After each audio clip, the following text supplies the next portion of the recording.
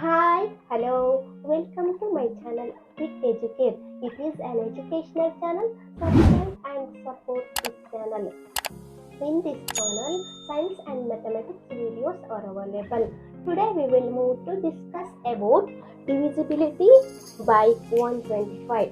Which number is divisible by 125? How can we easily identify this one? Okay, a number is divisible by 125 if the number formed by the last three digits is divisible by 125 or last three digits are 0. Okay, these two conditions applied, that number is completely divisible by 125. Take an example.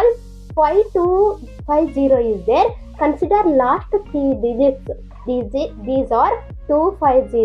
These 250 is completely divisible by 125. So this whole number is divisible by 125. Okay.